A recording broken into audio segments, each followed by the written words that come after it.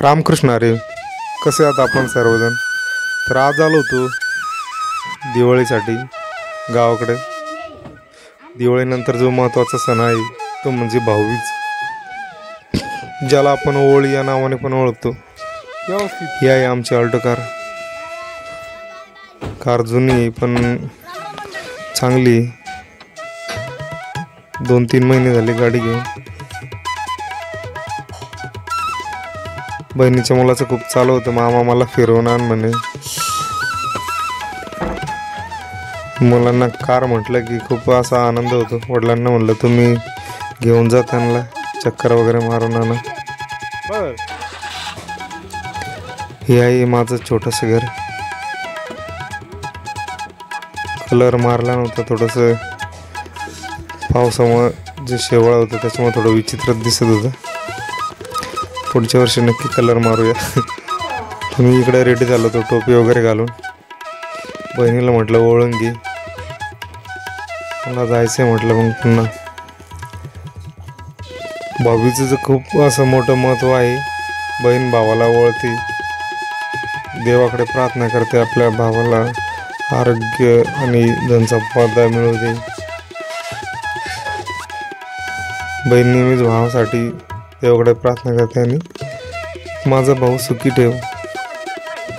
कारण ज्या बहिणीला भाऊ नाही आणि ज्या भावाला बहीण नाही त्यांना माहीत आहे भाऊ नसल्यावर कसं वाटतं आणि बहीण नसल्यावर कसं वाटतं. भाऊ बहिणीचं हे नातं अतूट आणि प्रेमाचं असतं. भाऊ बहिणीत भांडणं पण खूप होतात, परंतु ते चांगला एक आनंद असतो. लहानपणी भाषा व्हिडिओ काढत होता म्हणे, मामा केळ खातोय, केळावरती फोकस करतो. मुलं पण खूप हुशार असतात. तर सर्वांना भाऊबीजेच्या हार्दिक शुभेच्छा. ही माझी मुलगी आणि हा भाषा आहे. त्याला ओळखत होती. आई आणि बहीण त्यांना मार्गदर्शन करत होती असं ओळ म्हणून. दिवाळीला खूप मजा येते. लहान मुलांना शाळेच्या सुट्ट्या लागतात आणि त्यांना मामाच्या गावाला जायचं असतं. खूप आनंदाचे वातावरण असते. दिवाळीला कपड्यांची खरेदी होते, फटाक्यांची खरेदी होती आणि मुलांना मामाच्या गावाला जायचं असतं. ते एक वेगळाच आनंद असतो मुलांच्या चेहऱ्यावर. कारण ते वर्षभर कुठं फिरायला जात नाही. एक तर उन्हाळ्याच्या सुट्टीत, नाही तर दिवाळीच्या सुट्ट्या असतात मामाकडे जायला. खूप आनंद असतो. बऱ्याच जणांची कसं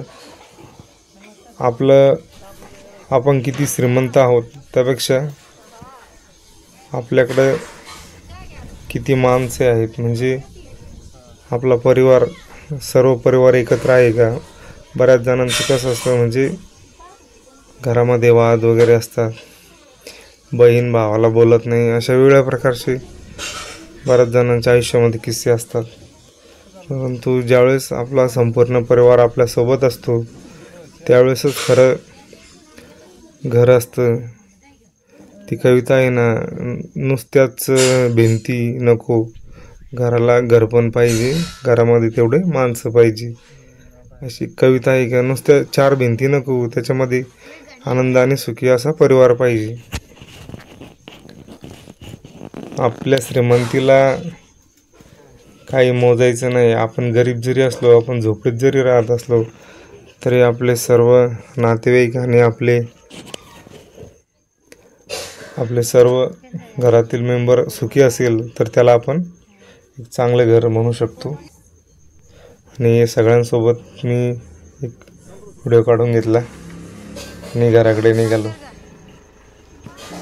मित्रांनो, व्हिडिओ जर आवडला तर लाईक करा, सबस्क्राईब करा. धन्यवाद.